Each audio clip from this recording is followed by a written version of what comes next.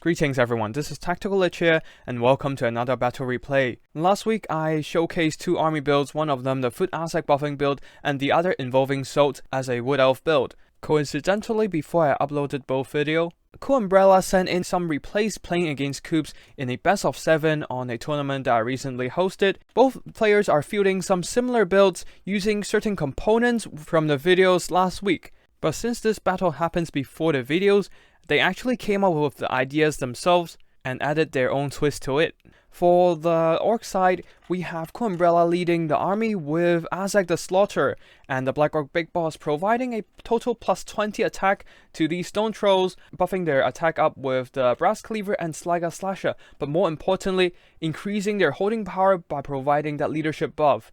Get on with it, plus 8 leadership, plus a plus 4 leadership from Sliga Slashers, that's a plus 12 leadership, and more importantly, the Rebel Rose immune to psychology from the Black Orc Big Boss, providing the crucial holding power, helping the Stone Trolls to stay in combat for a little longer, especially in late game, as the Wood Elves did bring fear and terror in the form of Tree Papa, Optimus Pine, Durthu, ready to exterminate these pesky greenskins. Now for the rest of the greenskin army build, we have a whole front line of goblins supported by some savage orc biggins. At the back we have a lot of greenskin staple like mobility, the Goblin Wolf Rider archers, one of them the Manji Marauders. The armor piercing shots will be helpful against the heavy bark of the Wood Elves.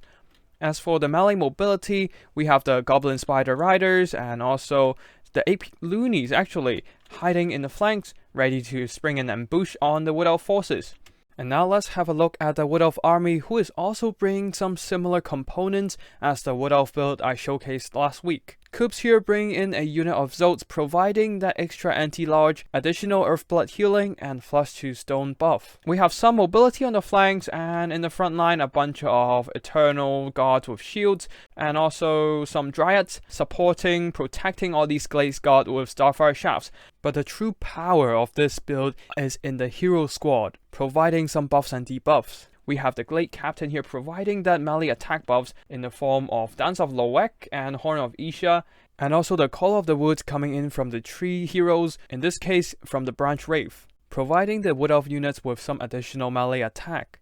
Now these melee buffs would be great to counteract the melee buffs from Azek and the Black Orc Big Boss, helping the troops to fight a little bit better in combat. But the true power lies in the item. The other Trickster Shards, minus 20 magic resistance combined with the Zolt's dampening effect, which also gives minus 20% magic resistance.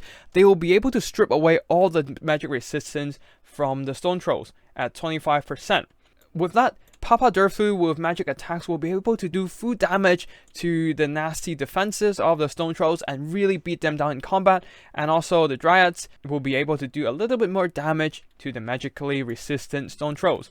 And with that, that's basically it for the builds on both ends, and let's get the battle started and witness the clash between buffs and debuffing, as the Wood Elves are stacking magic resistance debuffs while the Stone Trolls are being buffed up by Azek and the Black Orc Big Boss.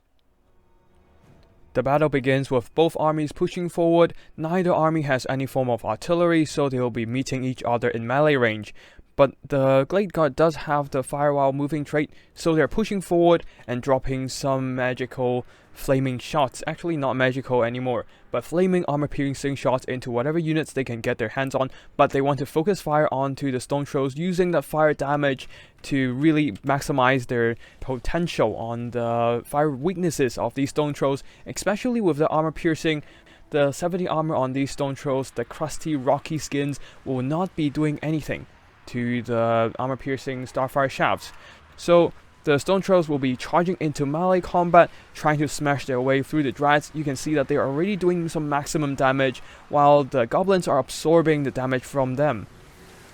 Now over here we have some Souls charging into combat.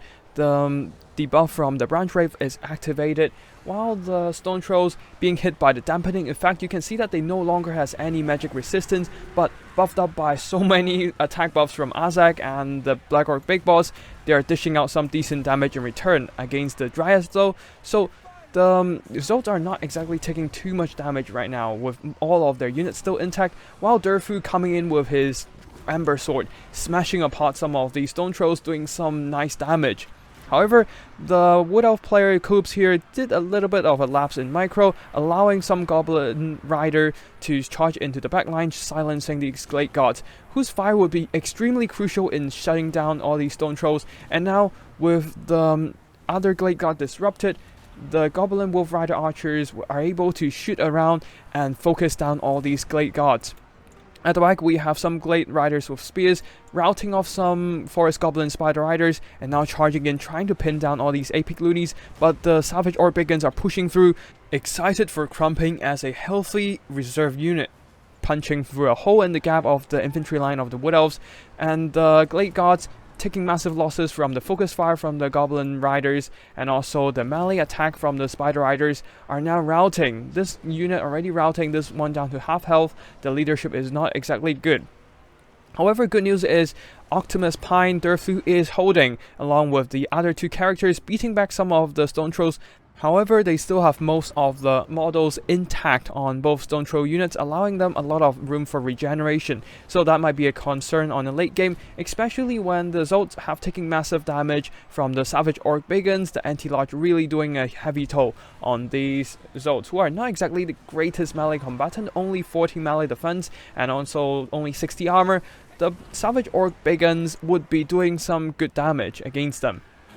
And now Durfu, being the only large unit in the middle of the front line, it is now under the fire of multiple Goblin Wolf Rider archers, especially the armor-piercing shots from the Manji Marauders, and also the Spirit Leech from Azak. Tree Papa's health is quickly dropping under the focus attacks.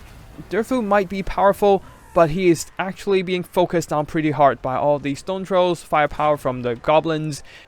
And when we look at the battlefield, the Greenskin frontline have successfully pushed through all these Dryads, and the Glade Gods with Starfire Shafts have been routed, no longer able to support this fight with their firepower. While the Goblin Wolf Riders are just firing to their heart's content, nothing was able to threaten them, especially when the Glade Riders with spears are just charging in, trying to break through all these melee units in the middle. Eternal Gods trying to hold back Azak the Slaughter and the Black Orc Big Boss, along with the two characters of the Wood Elves. The Wood Elf characters do have the advantage of having more hit points left, but Azak's art armor providing extra melee defense and armor for the Greenskin characters. And now Azak is holding, while Durfu, routed from combat under the fire pressure, is now being chased down by the Goblin Wolf Riders. Although the Dryads are coming back to hold back these tide of goblins, allowing Durfu to recuperate, turn back, and swing his mighty sword to smash apart these filthy goblins. A flock of doom is dropped onto the blob of goblin riders, but it's probably not a good spell. An Earthblood is probably better as Durfu is extremely low, only 1000 hit points left. Surrounded by so many units, even a Papa Durfu would not be able to hold in this kind of combat. The leadership is wavering. Nothing else is supporting him right now, with the Glade Riders being tied down by the AP Loonies, while over here Glade Gods and the Zolts are trying to beat back the Savage Orcs, but the anti-large and massive melee attack of these Savage Orc Biggins are too much, while in the front line, Branch Wraith is getting beaten by the dual Greenskin heroes. In addition, the magic attack imbued by the aspect of Dread Knight from Azak is bypassing the physical resistance of the Branch Wraith.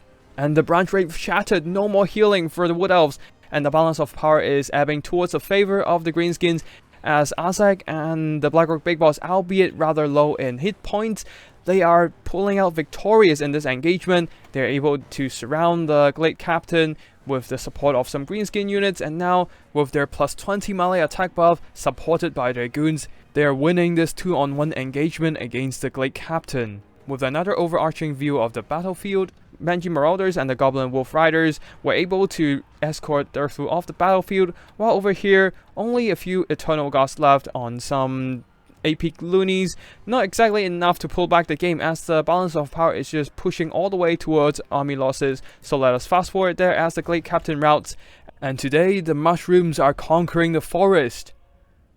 GG to Cool Umbrella and Coops. That was a great game, very fun battle. Seeing Durfu in action is certainly a spectacular sight, while the Stone Trolls of Azak and Black Orc Big Boss was able to do some proper beating. Combined with the Savage Orc Biggins, they were able to get a competitive edge with the buff and crump the Wood Elf front line. Now for the army performances, we have the goblins here actually doing decently with the Wa support and attack buffs from Azak and the Black Orc Big Boss. And then we have the Savage Orc Biggins and 1000 damage on this unit, 1000 on this unit as well. Considering they cost around 900 gold, beating back a bunch of Zolts and grinding down Durthu and also a bunch of tree units, they certainly did a good job. Now for the mobility, some of these goblin spider riders were able to swarm the backlines of the wood elves, shutting down the starfire shafts, silencing them, preventing them from doing too much damage on the stone trolls, so a good job over there. While the goblin wolf rider archers, they focused down Durthu. The armor-piercing fire on the Manji Marauders was the biggest threat, and also getting 1000 gold. Very impressive performance. Now Stone Trolls did a little worse as this unit gets shut down by Durthu and also the Zolt unit, while this one getting 1000 damage and probably 1 chevron. You can say they did a decent job. Now for the leadership, Black Orc Big Boss 1000 damage and Azak the Slaughter 1600 damage from the Spirit Leech and the melee attacks. The buffs from the two units definitely provided a very stable anchor for the greenskin units, helping them to fight longer in the middle, especially with the cowardly goblins and Savage Orc Biggins once they lost their frenzy. Now 8 Peak Loonies, I missed their Fanatics cast, but definitely doing some nice damage with almost 1000 gold value earned. Now for the Wood Elf units, the Dryads were no match for the combination of Stone Trolls and Orc Biggins, not really earning back their value, getting beaten back by even the lowly goblins due to the Wa. While Eternal Guards, they are great at holding, but really not good at cleaning out infantry, and only getting some meager value. While the Glade Gods being silenced due to a mistake in the backline protection made Coops pay the ultimate price in this battle, suffering a huge backfoot with the ranged firepower disabled, unable to focus down the Stone Trolls. However, the light mobility for Coops did a decent job at fending off some of the Spider Riders.